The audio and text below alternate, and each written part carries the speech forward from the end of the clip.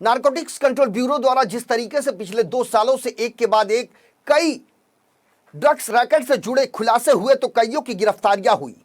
इस दौरान बड़े पैमाने पर मादक पदार्थ बरामद किए गए, लेकिन एनसीबी द्वारा की गई कार्रवाई में जिन्हें एनसीबी ने पंच बनाया वो पंच अब एनसीबी के खिलाफ नजर आने लगे हैं। मामला है नवी मुंबई से सटे खारघर इलाके का, जहां नारकोटिक्स कंट्रोल ब्यूरो की टीम ने मादक पदार्थों के खिलाफ एक बड़ी कार्रवाई को अंजाम दिया था, जिसमें नारकोटिक्स कंट्रोल ब्यूरो के अधिकारियों ने शेखर कांबले नाम के व्यक्ति को पंच बनाया था। लेकिन अब शेखर ने एनसीबी की टीम के खिलाफ गंभीर आरोप लगाते हुए नवी मुंबई के कोपर खैराने पुलिस स्टेशन में शिकायत दर्ज कराई है। अपनी शिकायत में शेखर कांबले ने यह दावा किया है कि उनके ऊपर किसी तरह का कोई दबाव नहीं है और ना ही वो किसी के कहने पर पुलिस स्टेशन में पहुंचे हैं। उन्हें अपने मित्रों का भरपूर सहयोग है। शेखर कांबले ने अपनी शिकायत में कहा कि वो नाइजीरियाई नागरिकों की जानकारी अक्सर पुलिस को दिया करते थे, जो अमली पदार्थों की तस्करी में लिप्त रहा करते थे। जब उनके खिलाफ कार्रवाई की जाती थी तो खुद शेखर कांबले मौके पर मौजूद रहा करते थे। शेखर कांबले ने किसी अनिल माने का जिक्र करते हुए अपनी शिकायत में कहा कि वो पंच बनाकर उनसे कोरे कागज पर लगातार कई हस्ताक्षर करवाए, जिसके बारे में उन्हें कोई जानकारी नहीं थी।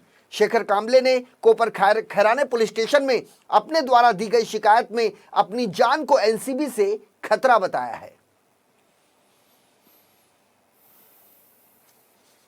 मैं इस पुलिस स्टेशन में तकरार देने के लिए आया हूँ। जो कल मुझे कॉल आया है एनसीबी ऑफिस से कि एनसीबी ऑफिस में आओ करके, तो मुझे डर लगने लगा है। तो इसके लिए मैं इधर तकरार देने के लिए आया हूँ। जो केस में कल लेटर में जो केस का उल्लेख हुआ है, वो केस मैंने खारघर में उनके साथ में की थी। वो केस में मुझे पंच करके लिया गया था। सर क्या केस है, किस केस में आपको इस तरह से? ये केस है खारघर का एक नाइजीरियन व्यक्ति को पकड़ा गया है। हमने एक्चुअली खारघर में एक नाइजीरियन जो ड्रग्स पेडलर था, हम उसको पकड़ने गए थे, लेकिन वो उधर से धक्का दे के भाग गया था। उसके बाद जब हम लोग वो एरिया से सेक्टर 12 में गए, सेक्टर 34 से सेक्टर 12 में गए, तो उधर एक नाइजीरियन किचन था। उस किचन में जब एनसीबी के जो ऑफिसर लोग हैं उन्होंने एंट्री मारा, तो अंदर 40 से 50 नाइजीरियन थे जो भाग रहे थे, क्योंकि पुलिस को देख के एक्चुअली वो भाग रहे थे। तो जब भाग रहे थे उसमें से 1-2 नाइजीरियन को इन्होंने पकड़ा और उसको गाड़ी में डाल के वो लोग एनसीबी ऑफिस लेके गए। जब एनसीबी ऑफिस लेके गए, दूसरे दिन इनको एक नाइजीरियन को छोड़ा गया, एक नाइजीरियन के ऊपर केस किया।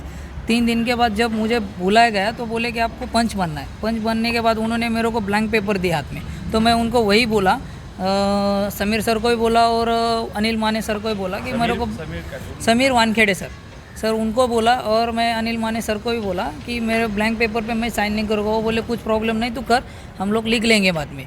उन्होंने ऐसा बोल के मेरे से साइन करवाए और मैं उधर से निकल गया। जब कल ये लेटर सामने आया, किसी एनसीबी ऑफिसर ने भेजा है अनोन नेम से, तो उसमें उसका जिक्र है वो खारघर के केस का, जो खारघर का जिक्र है। तो मैंने ये लेटर देख के मैं डर गया। तो रात को मेरे को जब 12:30 बजे फ़ोन आया अनिल माने सर का, तो वो बोले कि आप किसी को कुछ बोल मत, तुम कल एनसीबी ऑफिस आ जाना।